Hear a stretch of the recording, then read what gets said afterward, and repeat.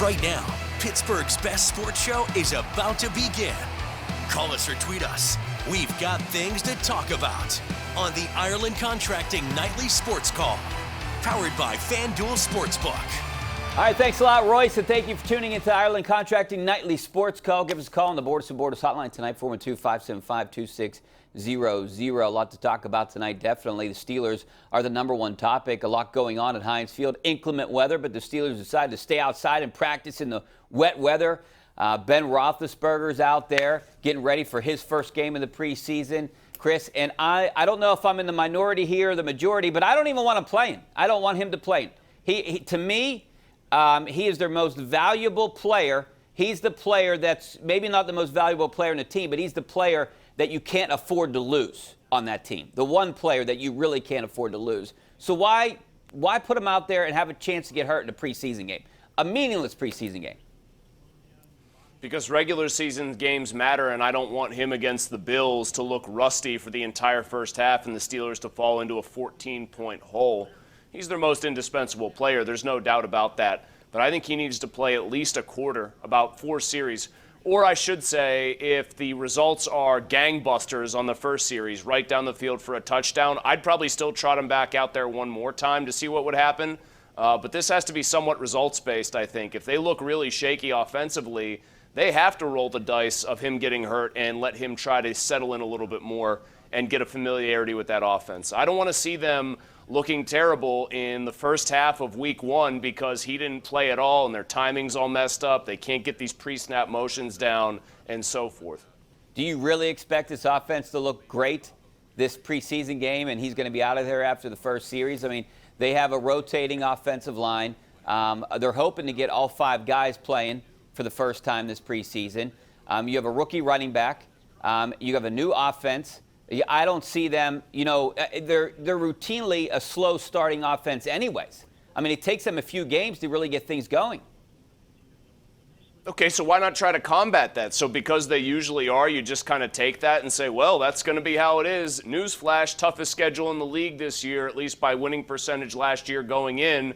They can't afford to have a slow start or else they might find themselves out of this thing before the season's even a quarter over.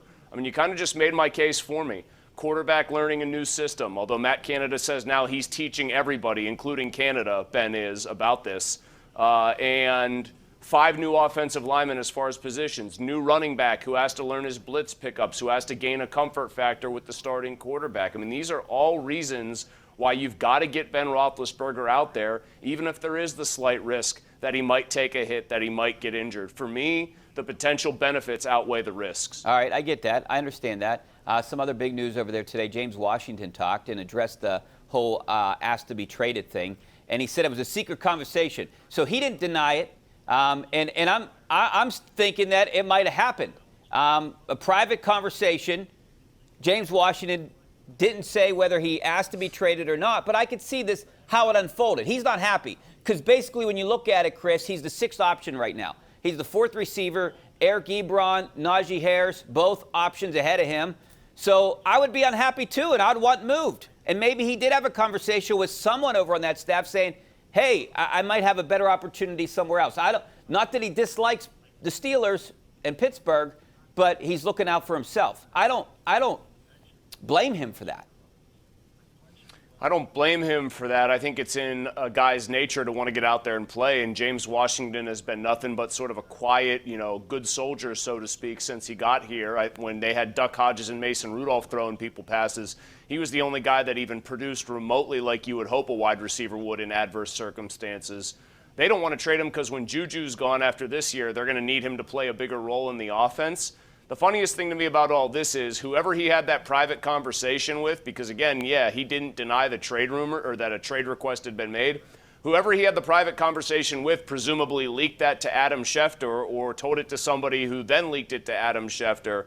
So I would imagine that person's probably not on James Washington's good list anymore. But I actually sympathize with him. I really do. I think he can be a productive player. I think he's just blocked right now on this team. And they're going to try to keep him happy for the rest of this season because they'll probably need him next year. All right, we'll continue talking about the wide receivers. Also want to talk a little bit about Major League Baseball and what has been proposed. We'll We'll talk about that coming up next. Stay right there. 412-575-2600.